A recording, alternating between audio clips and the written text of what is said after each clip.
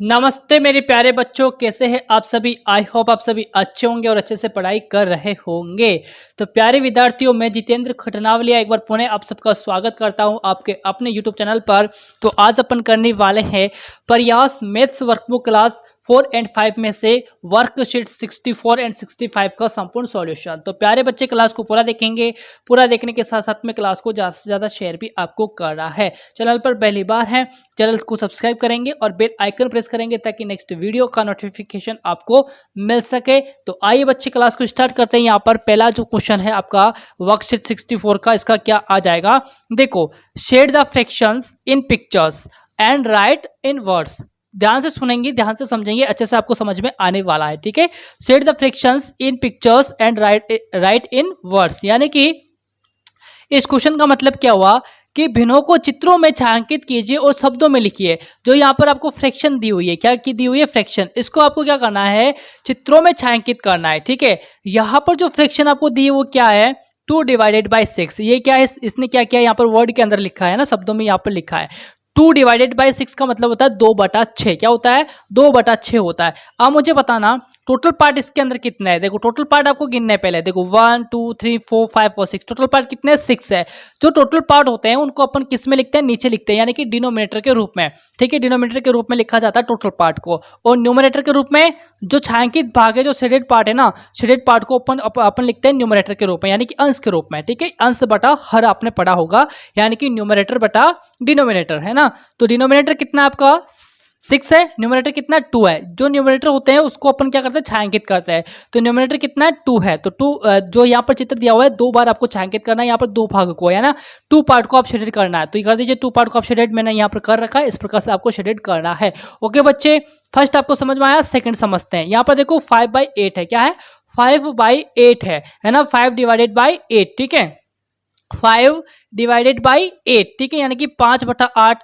5 को क्या करना है, आपको शेडेड करना है। अभी अभी बताया था मैंने, जो न्यूमरेटर होता है उसको अपन शेडेड करते हैं ना, यानी कि 5 बार जो है 5 पार्ट आपको क्या करना है, यहाँ पर शेडेड करना है। ठीक है, तो 5/8 यहाँ पर आपको लिखना है, किसमें, वर्ड्स के अंदर। ठीक है बच्चा, फिर देखो अगला जो आपका है 4/7, यानी कि 4/7, 4/7। ठीक है, यानी कि टोटल लीफ इसमें कितनी है, जो है आपके 7 है। इसमें से आपको कितनी जो है यहाँ पर शेडेड करनी है, तो आपको 4 करनी है। तो शेडेड करेंगे 4, जैसे कि मैं यहाँ पर कर देता हूँ। ये होगी 1, ये हो जाएगी आपकी 2, कोई सी भी कर दीजिए आप। ये हो जाएगी आपकी 3, आपको अच्छे से करना है ना, मैं बता रहा हूँ आपको, 3, और ये हुई आपकी 4, तो है ना, ये होगी आपकी 4। तो 1 2 3 और 4 जो लीफ है इनको आपको शेडेड करना है। ठीक है, तो यहाँ पर आप वर्ड्स के अंदर लिखोगे 4/7। फिर ये वाला देखो 3/4, यानी कि 3/4 है। यहाँ पर क्या है, 3/ यहाँ पर आ जाएगा 4, यानी कि 4 में से 3 को आपको क्या करना है, यहाँ पर शेडेड करना है। कितने पार्ट को शेडेड करना है, 3 पार्ट को, है ना, 3 पार्ट को आप शेडेड कर दीजिए। ओके, फिर देखो यहाँ पर 7/24 क्या दिया, यहाँ पर 7/24। ये आपको लाइन पूरी खींचनी है भाई। ठीक है, यहाँ पर लाइन खींची हुई नहीं थी, तो इसको पूरा करना है, तभी आपका यहाँ पर 24 होगा टोटल। ठीक है, टोटल पार्ट कितने होंगे, 24 होंगे।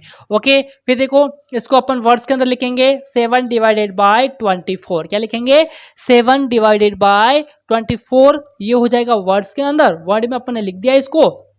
फिर क्या करना है, जो आपके न्यूमरेटर है इसको आप शेडेड करेंगे। तो कर दीजिए शेडेड, इसको 7 पार्ट आपको क्या करना है, शेडेड यहाँ पर करना है। तो मैंने जैसे प्रकार से आपकी किया है वैसे आपको करना है। यहाँ पर देखो 3/8 है ना, 3/8 यानी कि 3/8, यानी कि टोटल पार्ट कितने हैं, इसमें 8 है। शेडेड पार्ट कितने करने हैं, आपको 3 करना है। तो 3 जो है आपको शेडेड पार्ट यहाँ पर करना है, तो कर दीजिए फटाफट से। ठीक है, सिंपल है। फिर देखो यहाँ पर 1/3, ठीक है, 1/3, तो यानी कि 3 में से आपको 1 जो है यहाँ पर शेडेड पार्ट करना है। ठीक है, जो 1 पार्ट है उसको शेडेड करना है। फिर देखो 11/16 है ना, 16 में से आपको 11 को जो है शेडेड करना है। तो कर दीजिए यहाँ पर 1 2 3 4 5, ये 6 हो गया, 7 8 9 और 10 और 11। तो 11 पार्ट को आपको क्या करना है, शेडेड करना है। सिंपल सा था। ठीक है, सिंपल सा था। आई होप आपको समझ में आया होगा। अगले वर्कशीट के सॉल्यूशन की ओर चलेंगे अपन। अगला वर्कशीट आपका 65 है ना। इसका फर्स्ट क्वेश्चन देखेंगे बच्चा। इसका फर्स्ट क्वेश्चन जो है यहाँ पर क्या आता है, colour the group of objects according to the given fraction. ठीक है, यानी कि क्या हुआ कि वस्तु के समूह में दी गई भिन्न के अनुसार रंग भरिए। क्या करना है आपको, जो यहाँ पर रंग भरना है भिन्न के अनुसार। ठीक है, तो देखो बंच ऑफ कीज यानी कि चाबियों का गुच्छा। क्या है, बंच ऑफ कीज यानी चाबियों का गुच्छा। क्या है यहाँ पर 2/3 है, यानी कि 2 जो कीज है उनको आपको शेडेड करना है। फिर देखो बंच ऑफ बनानास यानी कि केले का गुच्छा है ना, तो 1 को आपको क्या करना है, शेडेड करना है। ठीक है, फिर देखो यहाँ पर अभी भी पिछले वर्कशीट के अंदर अपने समझा है ना। फिर देखो स्ट्रिंग ऑफ पियर्स है ना, मालों का समूह, जो मोतियों का समूह है ना, स्ट्रिंग ऑफ पियर्स है ना, यानी कि मोतियों का समूह, यानी कि 9/24। ठीक है, यानी कि 9 आपको जो है यहाँ पर शेडेड करना है, जैसे कि मैंने कर रखा है। फिर देखो बंच ऑफ ग्रेप्स है ना, यानी कि आपके जो है ग्रेप्स का मतलब अंगूर, अंगूर का समूह है ना, अंगूर का समूह या फिर अंगूर का सॉरी बंच ऑफ ग्रेप्स यानी कि अंगूर का गुच्छा।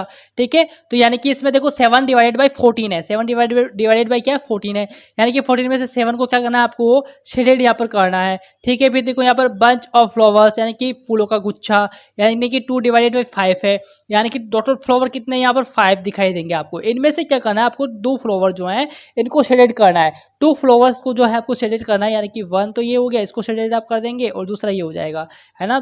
कोई से भी 2 जो फूल है उनको आपको शेडेड करना है। ठीक है, फिर देखो सेट ऑफ पेंसिल्स है ना, पेंसिलों का समूह। ठीक है, यानी कि 4/6 हो गया, यानी कि 4 पेंसिल को आपको क्या करना है, शेडेड करना है ना, इस प्रकार से। ठीक है, फिर देखो आगे लीफ ऑफ ब्रेड है ना, तो ब्रेड का समूह यानी कि 7/13।